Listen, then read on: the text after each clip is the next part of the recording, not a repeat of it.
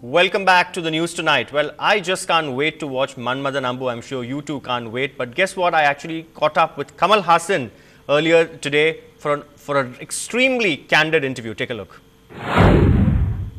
How did you manage this look? I mean, I know Kamal Haasan has always looked 20 years younger than his real age. But a lot of the young heroes seem to be they seem to have got a run for their money now. What is it due to? Would you mind spilling the beans? Botox, or you've avoided all those Samco biryanis next door?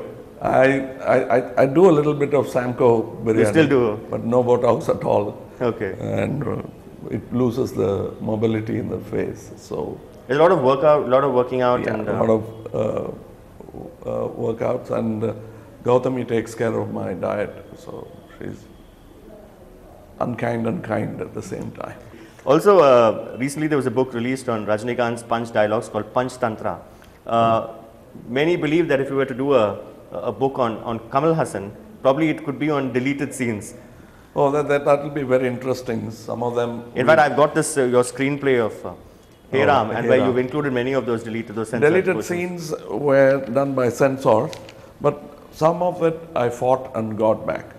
Some of it I thought it would be a good political statement to make. This time around, sir, with Manmadan Ambu, you say that if had you been the producer, you would not have changed that, deleted that song. Absolutely not, because the censors have allowed it. These are rabble-rousing people who are looking for a transport. What was the objection really to that song? Nothing. He said, this discussion took place here, and he said I had said Dondi Ganapati. Dondi Ganapati is something that you find in all the prayer songs, probably because I am considered to be a rationalist, and hence I cannot say it, but they can. The thing is not about hurting people. It's not people I dislike. It's a religion. Entertaining them, yeah. It's a religion that I'm not very conducive with. So, I mean, does it make you sad now, as a renowned filmmaker, that you, despite getting a U certificate, for instance? No, this also came from the producers. The request came from the producers. Okay. They didn't want to take any risk. I think that's But does it make you sad, sir, that despite getting a U certificate, there are parallel centers, almost parallel censor boards operating with impunity? That is something I would take on if I were a producer. Okay. They don't pack the punch, or probably election is too near. We don't know. Many people believe that the film industry today is sort of dominated by three parallel power centers: Red Giant, Cloud9, and Sun Pictures.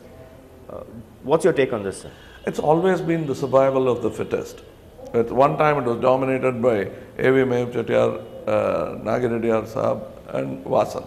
The rest were small people trying, and then there was Jupiter Studio. Say, it used to be 4 or 5. So there's nothing new really in this. They always, the fittest survive. Is there a sort of stranglehold, sir? No.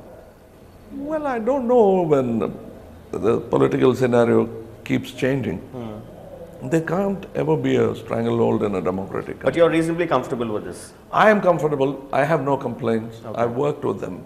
The only request is they asked for a reduction of these 10 minutes from the film. Apart from that, Mr. Udayanidhi never even came to watch shooting. Talking of the cruise, how was it? Was it like a holiday of sorts as well, sir? It could have been if we had not been working. But we never even knew where we were.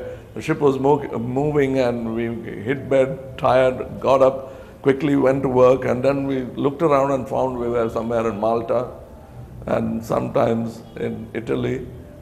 And even when we got down on the land to shoot, we were all full of shooting. I took off after the completion of shooting for about 3 days. Okay. Sat in Rome and the Colosseum and all the places I've read a lot about. Trisha, she's been tweeting left, right and center about what a wonderful experience it was working with you. Were there any sort of memorable episodes during the rehearsal itself, any sort of co-star bonding, something that you could tell us?